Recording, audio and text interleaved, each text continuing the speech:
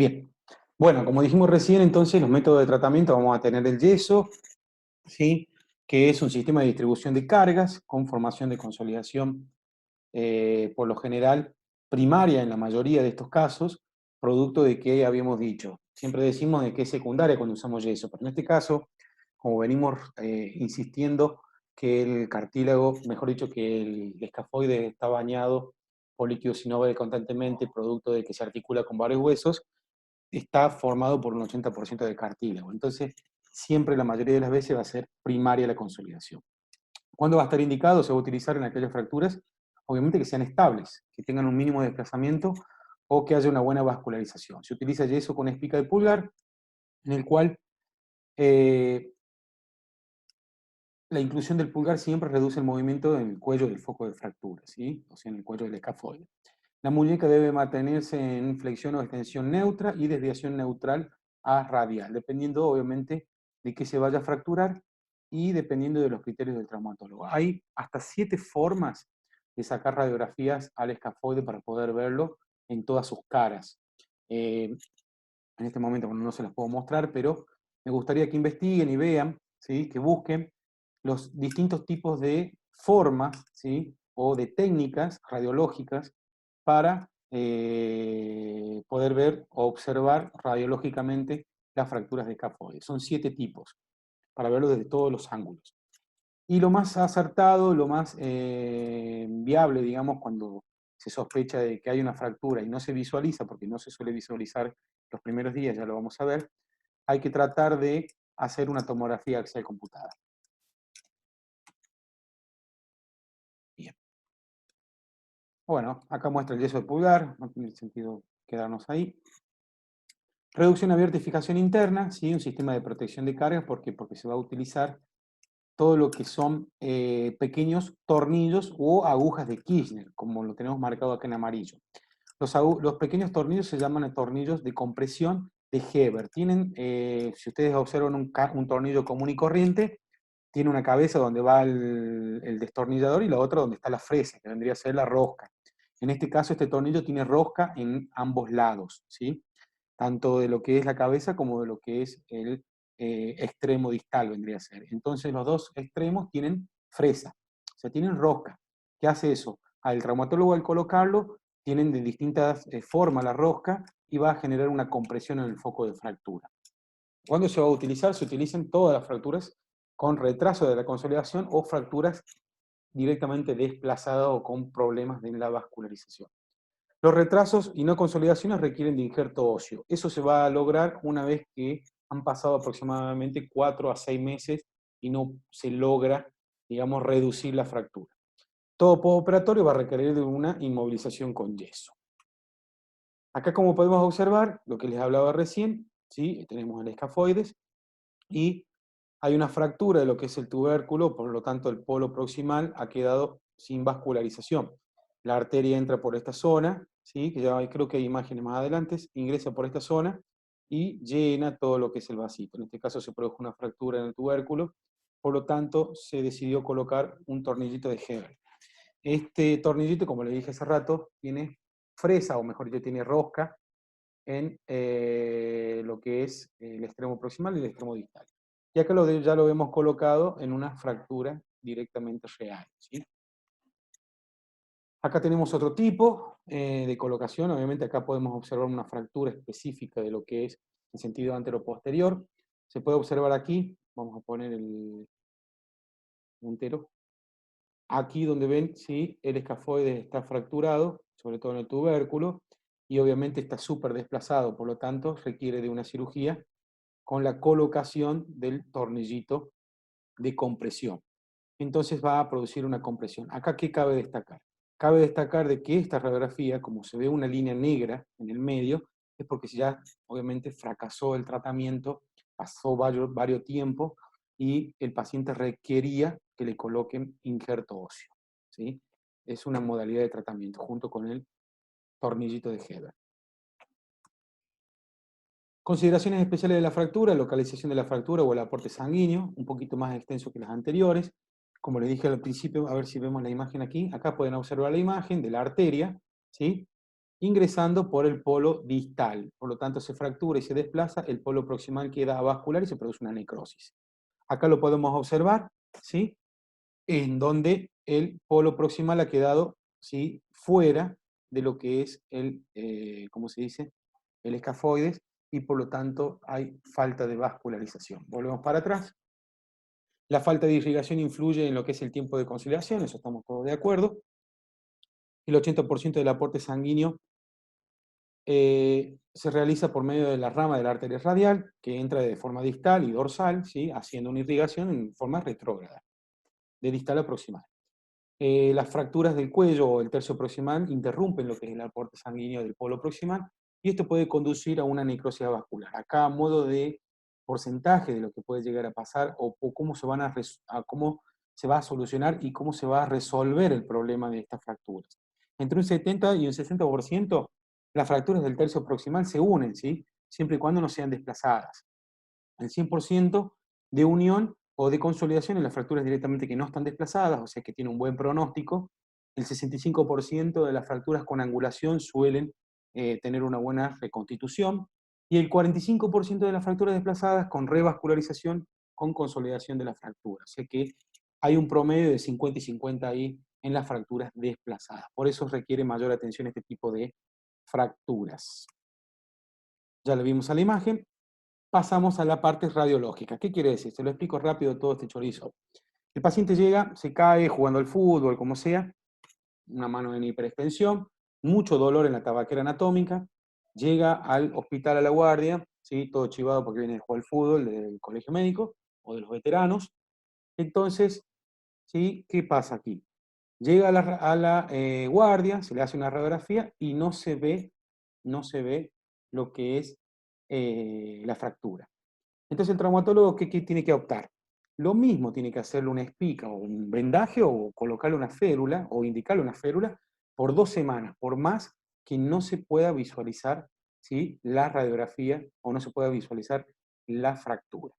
Si en ese tiempo el paciente no refiere dolor, se le retira la inmovilización. Se vuelve a hacer de nuevo a las 2 semanas una radiografía, y obviamente que si sigue sintiendo dolor, por más que no se vea en la radiografía, se indica una tomografía axial computada, ¿sí? ¿Para qué? Para valorar a ver si hay una buena vascularización y si se vuelve a visualizar mejor dicho, la fractura.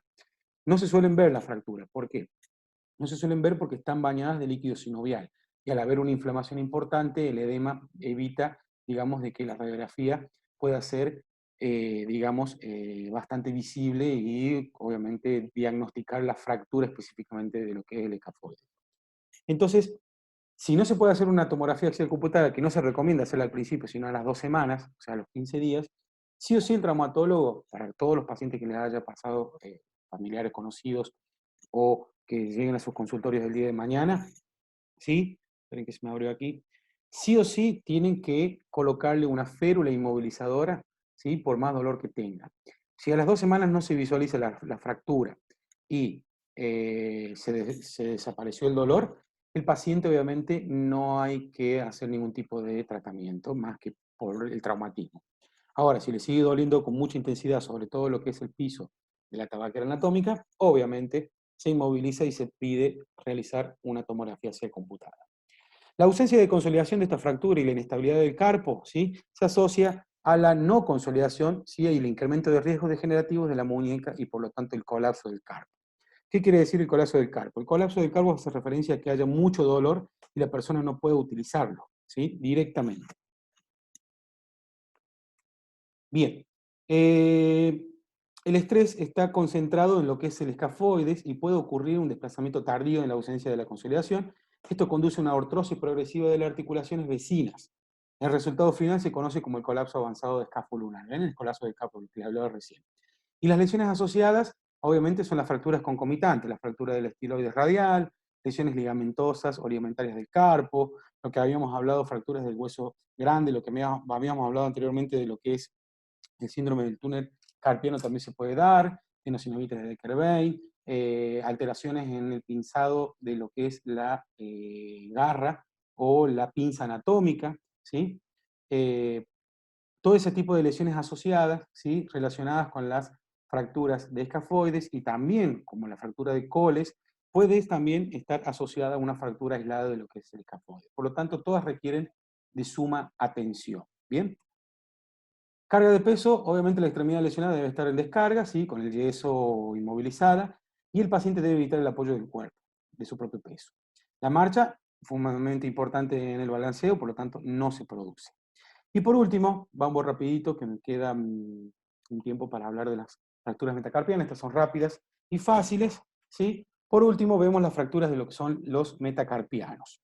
¿Cómo lo definen? Suelen afectar a la cabeza de lo que son los metacarpianos, al cuello, a la diáfisis o a la base, ¿sí? Y pueden ser intra o extraarticulares. Cuando son intraarticulares afectan a la cabeza, ¿sí? Sobre todo a la cabeza, ¿sí? De los metacarpianos. Y se clasifican en estables o inestables. Va a depender obviamente de lo que es la desviación o la angulación que puedan tener.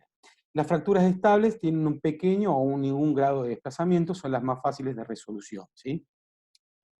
Las fracturas inestables son, por lo general, conminutas y suelen estar desplazadas, pueden presentarse en formas espiroidales y frecuentemente suelen ser fracturas que se producen en deportes, por ejemplo, en el boxeo, en el básquet, o en deportes que tienen en contacto con pelotas y que chocan directamente sobre las cabezas de los metacarpianos y en las falanges distales. Vamos a ver imágenes, ¿sí? De fracturas. Acá podemos observar una radiografía anteroposterior de la mano, donde se aprecia la fractura extraarticular de la diáfisis, ¿sí? Del metacarpiano, o sea, no es intraarticular, las articulaciones están lejos. Acá podemos observar una fractura del quinto también, ¿sí? De la diáfisis. Y acá del dedo índice podemos observar también fractura de la diáfisis, ¿sí? Estas fracturas, si no se inmovilizan con algún vendaje y luego un yeso, se suele utilizar clavijas de Kirchner. ¿Bien? Existen fracturas metacarpianas con nombres propios, como les dije al principio, por ejemplo, en deportistas. Tenemos la fractura de Bennett, ¿sí? Que la fractura de Bennett es una fractura de la base del primer metacarpiano, ¿sí? Acá, como pueden observar, hay una fractura de la base y, por lo tanto, una fractura intraarticular. En este caso podemos observar la fractura de Roland, ¿sí? O de Rolando, de Roland le saben decir en inglés, o fractura de Rolando, ¿sí? De la base del primer metacarpiano también. ¿Cómo se tratan? Se tratan con agujas, ¿sí? Percutáneas. Luego tenemos la fractura, ¿sí? Bueno, acá vemos una fractura real, de que es la fractura del primer metacarpiano, a diferencia de lo que es la fractura de Bennett, la fractura de Rolando. Bien, en este caso otra fractura de Rolando, roto de lo que es todo el primer metacarpiano, ¿sí? En forma conminuta, acá donde lo está marcando la flechita. Y luego tenemos la famosa fractura de boxeador, que suele ocurrir también en ciertos deportes de contacto, no solamente del boxeo, sino de cualquier deporte que se utilicen para golpear las manos, ¿sí? Una fractura una fractura de la base del quinto metacarpiano, la fractura del boxeador, se produce un desplazamiento palmar del extremo, bien como pueden observar aquí, un desplazamiento palmar de la fractura, ¿sí? Y se tratan mediante un yeso, aunque si la angulación es muy importante, puede ser necesaria la reducción con fijación interna. ¿Cómo se usa? Se utilizan las clavijas o las agujas. ¿Cómo se ingresan? Se ingresan las agujas directamente por la punta del dedo, ¿sí? Y se colocan como si fueran un clavo endomedular, derechito, así como lo estoy marcando yo ahí. Derechito. Se colocan ahí, se coloca el yeso y por unos 15, 20 días, sin que se mueva obviamente esto, y producir el foco de consolidación. En este caso, como pueden observar en la radiografía, acá está dibujado el tipo de fractura por golpear, obviamente. Esto le suele pasar también a los picaritos que golpean las paredes en la casa, cuando se enojan con los padres. Si me habrá pasado, se habré roto puertas. Ah. Bien, suele pasar cuando son un poquito alterados. Bien, eso sería más o menos lo que son las fracturas metacarpianas, obviamente bastante corto, porque el tratamiento es prácticamente el mismo para todas, ¿sí? Y eso es lo que sería el final de lo que es las clases del primer parcial, ¿sí? Entonces, ahora lo que necesito es que ustedes me hagan preguntas que ya anotaron, ¿bien? Para que las saquemos ahora y demos por cerrado lo que es el primer parcial. Bien, escucho. Levanta la mano o me ponen en el chat y yo les habilito el micrófono. López levantó la mano. ¿Dónde estamos? Bien. Te escucho, Hola, Agus. profe. ¿Cómo le va, mi ¿Me amigo? podría explicar de vuelta el mecanismo de lesión en el ¿De caso del qué? escafoide? Del escafoides. Bien. El mecanismo de lesión del escafoides es una hiperextensión, ¿sí? ¿Me alcanzás a ver ahí? Se produce una hiperextensión con una desviación radial. Entonces, cuando vos te caes, choca directamente el radio, choca directamente, perdón, la palma de la mano, y cuando se va haciendo el mecanismo, ¿sí?, de hiperextensión, aproximadamente en la flexión dorsal de unos 90 a los 100 grados, se fija lo que es el polo proximal y el polo distal, hace de cuenta que es esto, el escafoides va haciendo la extensión, se fija el polo proximal y el polo distal sigue, obviamente, con los otros huesitos del carpo. Entonces produce la fractura en el cuerpo o en el tubérculo. ¿Entiendes? O sea, la dorsiflexión sería del polo proximal. El polo proximal se queda fijo, lo que sigue flexionándose es el polo distal. El polo distal sigue acompañando lo que es la extensión, digamos, de la muñeca, ¿sí? El otro va a quedar fijo en el suelo, entonces ahí es cuando se produce, bien, tenés razón, al revés es, cuando vos apoyas la mano y te caes, perdón, cuando vos apoyas la mano y tenés una deviación cubital, te caes, el polo distal es el que va a quedar fijo en el suelo y el otro va a acompañar al radio, ¿sí? Exactamente, así Bien, como decís. ahora sí. Perfecto. Gracias. De nada, ¿algo más? No, está bien. Bien. ¿Alguien más, chico, por favor? Ahí a Roberto Mercado lo admitimos de nuevo. No tienen preguntas, son unos capos si no tienen preguntas. Miren que el parcial es el lunes.